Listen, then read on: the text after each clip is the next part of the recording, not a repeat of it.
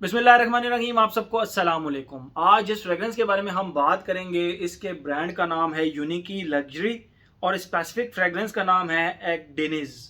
If I am pronouncing it right, इसका नाम है एक्डेनिज।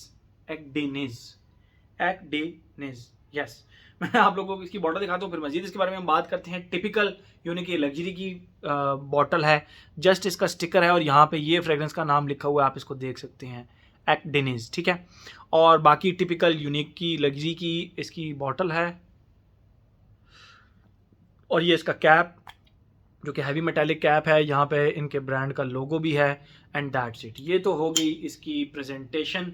मैंने इस ब्रांड की अभी तक 4 फ्रेग्रेंसेस इस्तेमाल कर ली हैं, जिसमें है बेवर्ली हिल्स एक्सक्लूसिव, उसके बाद कुताए और उसके बाद इजमेर हो गया और ये चौथी है एडकिनिस। ठीक है, एक्डेनिज, सॉरी एक्डेनिज। ठीक है, नाम इसका प्रोनाउंस करना बहुत मुश्किल है, लेकिन ये 4 फ्रेग्रेंसेस इस्तेमाल की हैं। अच्छा दमदार हाउस लगा मुझे।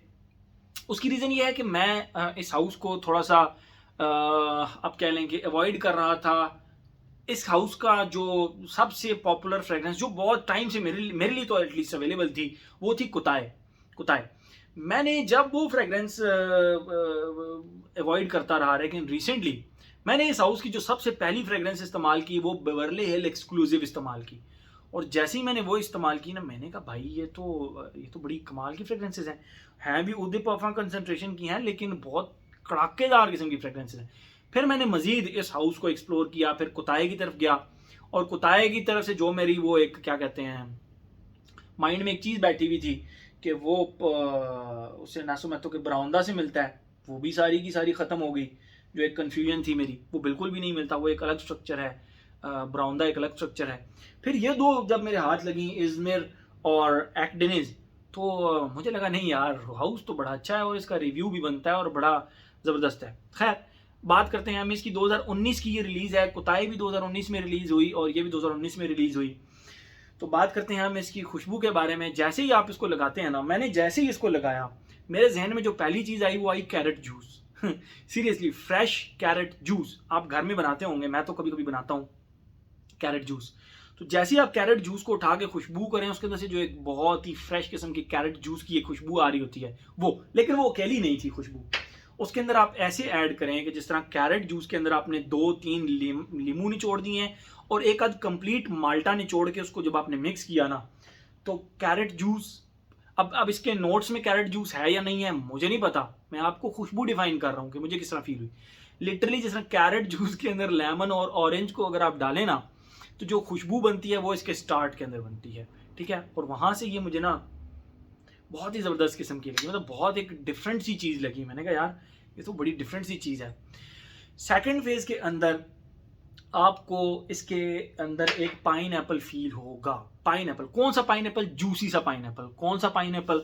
अगर आपने कभी नेस्ले का जूस पिया हो, नेस्ले का जूस, तो उसके अंदर जो एक पाइन एप्पल की खुशबू होती है वो, लेकिन वो अकेली नहीं होती।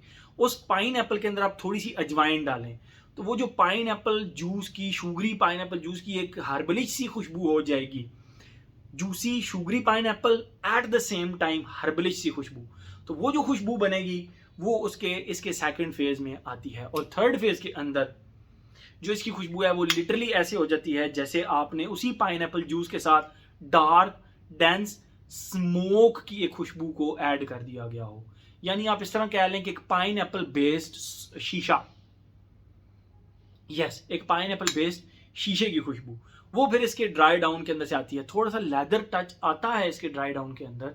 यानी आप इस तरह, जिस तरह रॉ रफ लेदर के अंदर आपने पाइनएप्पल जूस को जो है ना वो थोड़ा सा डाल दिया है और उसके साथ स्मोक की खुशबू ऐड कर ली है, तो वो जब आप खुशबू करेंगे तो लेदर प्लस पाइनएप्पल प्लस आपको जो एक शीशे की सी एक खुशबू आएगी, वो इसके ड्राई डाउन के अंदर फिर आपको आती है। ये मुझे इस तरह फील हुआ कि इसकी खुशबू तो मुझे फिर इसी तरह की लगी। ठीक है, फर्स्ट सेकंड और थर्ड फेज के अंदर ये तो हो गई इसकी खुशबू।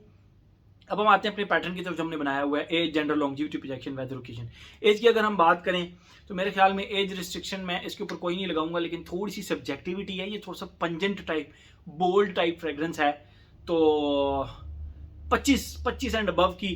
देखें, मैं एज ब्रैकेट इसलिए नहीं लगाता, यू नेवर नो, एक 16 साल का बच्चा उसका नोज इतना मेच्योर हो फ्रेगरेंसेस इस्तेमाल कर करके, रंग बिरंगी ऊद बेस्ड फ्रेगरेंस, उसने ज़िंदगी में स्टार्ट ही ऊद से लिया हो, तो फिर आप उसकी नोज मेच्योरिटी को क्या कहेंगे कि उसका नोज मेच्योर नहीं है? उससे ज़्यादा मेच्योर नोज तो फिर किसी का भी नहीं होगा ना। तो बेसिकली एज ब्रैकेट कोई नहीं लगाऊंगा मैं इसके ऊपर। इस तरह की कोई खतरनाक किस्म की फ्रेग्रेंस भी नहीं है जिसके ऊपर एज ब्रैकेट लगाई जाए, ठीक है। जेंडर की अगर हम बात करें तो वहां पे मैं कहूंगा कि ये एक मैस्कुलिन फ्रेग्रेंस है 80-20। 80% यस 80% ये मैस्कुलिन साइड भी लीन करती है और सिर्फ 20% को फेमिनिन साइड भी लीन करती है।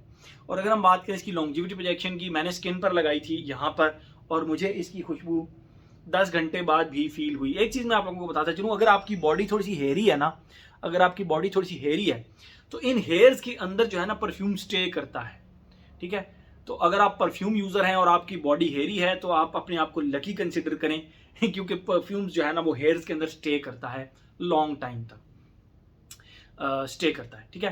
तो मुझे इसकी लॉन्जिविटी 10+ आवर्स मिली, बहुत इजीली 10+ आवर्स मिली और उसकी प्रोजेक्शन 2.5-3 घंटे भाई बहुत स्ट्रॉन्ग है। एक बात, इसको यहाँ मत लगाना, ये यहाँ पे बबल बनाएगी और चोक करके रख देगी आपको, ये नोज ब्लाइंड भी नहीं करती, फिर आप इसे जान छुड़ाते फिरेंगे, फिर ये आपकी जान छोड़ेगी नहीं। तो इसीलिए इसको लगाना है, एक स्प्रे यहाँ और एक स्प्रे यहाँ इनफ। और तीसरा लगाना है, बहुत कोई आप लोगों को वो है शौक, तो बस एब्डोमिनल एरिया पे एक स्प्रे मजीद लगाना है, 3 spray, you are good to go for 10 hours easily, ठीक है। और अगर हम बात करें इसकी प्रोजेक्शन की, बहुत अच्छी, एक आर्म लेंथ तक इसकी बहुत अच्छी आपके गिर्द ये बबल बना कर रखता है, ठीक है। वेदर और ओकेजन की बात करें, मुझे इसकी वेदर में कोई प्रॉब्लम नहीं लगा। ओकेजन की बात करें तो बस जिम के अलावा आप देख लें, आप इसको लगा सकते हैं, ठीक है। ये शीशा, स्मोकी, लेदर टाइप, इसके एंड में जो एक खुशबू आती है ना, उसकी वजह से बस आप इसको जिम में नहीं लगा सकते, बाकी आप इसको हर ओकेजन पे लगा सकते हैं, स्पेशली आप इसको ऑफिस में तो ज़रूर लगा सकते हैं मेरे ख्याल में, ठीक है। मेरे ख्याल में हर एस्पेक्ट इसका हमने कवर कर लिया, जल्दी जल्दी कवर कर लिया। तो ये था जी हमारा यूनिकी लग्जरी ब्रांड का act Denis. Thank you so much.